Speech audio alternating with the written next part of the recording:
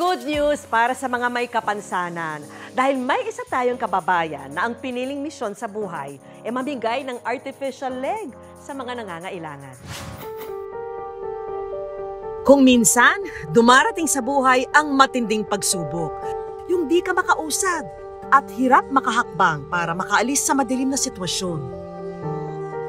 Ganito ang hinarap ng 55 anyos na si Malu nang kinailangang putulin ang kanyang kaliwang paa dahil sa komplikasyon sa diabetes. Pisa noong kalyo lang siya.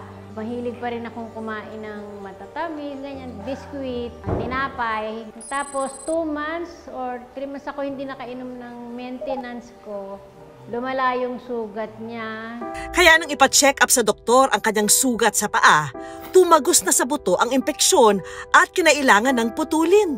Nung sinabi sa akin ng doktor na kailangan na siyang putulin, hindi na ako nagdalawang isip. Katwiran ko, kailangan talaga siyang tanggalin dahil may infection, kaysa naman mawala ako. Nung pag-uwi ko na sa bahay, medyo nahiyan ako sa anak ko kasi siya lang lahat kumilos dahil nasa wheelchair lang ako, nakahiga lang talaga. Nalungkot ako kasi parang wala na akong silbi sa pamilya ko. Naging lakas daw niya sa labang ito ang kanyang pamilya na nakasuporta at nagmamahal sa kanya.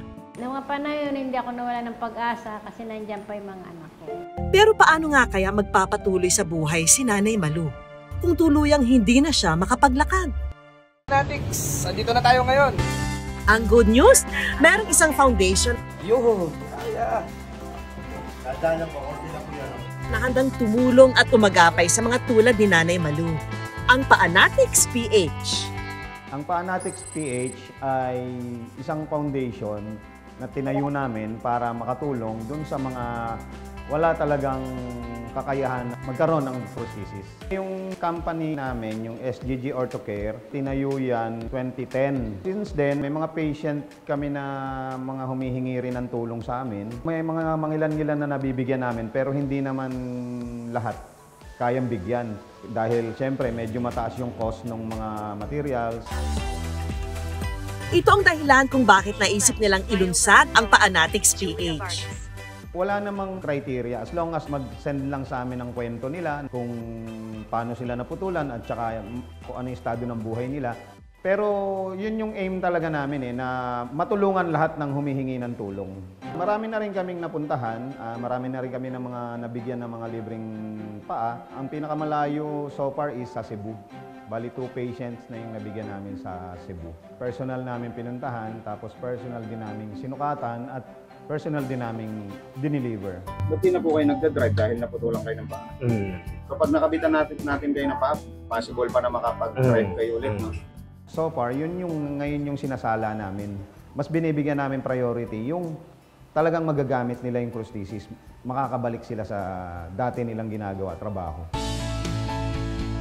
Kadalasan, ang sinasabi sa amin ay, yun nga, sobra-sobrang pasasalamat. Karamihan pa nga talagang umiiyak sa sobrang tuwa. Tapos, pati yung mga pamilya nila, sobrang saya. Karamihan kasi makakabalik na sa trabaho. Salamat po, marami sir. Salamat po. Kaya si Nanay Malu, hindi na nagpatumpik-tumpik pa para kumatok at humingi ng tulong sa Paanatics PH. Good news! Dahil si Nanay Malu, napiling beneficiary na magkaroon ng libreng artificial leg o prosthesis.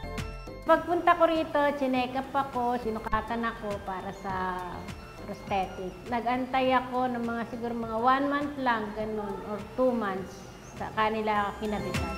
Si Nanay Malu, ginulat ang mga taong walang bilib sa kanya at muling rumampa sa tulong ng kanyang bagong prosthesis. Malaking tulong sa akin ang pagbigay nitong prosthetic kasi nakalakad talaga ako. Naging normal na ang buhay ko.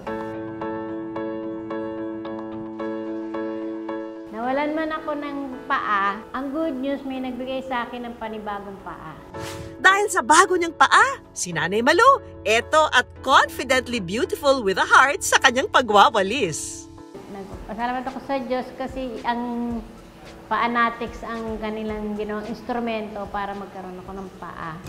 Ang Paanatics PH patuloy raw na maghahatid ng inspirasyon at good vibes para mas marami pang kababayan ang muling mabigyan ng panibagong pagkakataon sa buhay. Doon sa mga nabigyan na natin ng mga prosthesis, sana tulungan nyo rin yung pamilya nyo na makahanap kayo ng mga trabaho. At doon sa mga hindi pa namin nabibigyan, lagi lang namin sinasabi na konting tiyaga lang.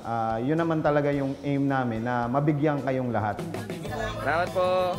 Susunod kuya, ikaw naman ha. Anumang pagsubok ang pinagdaraanan, Kaya.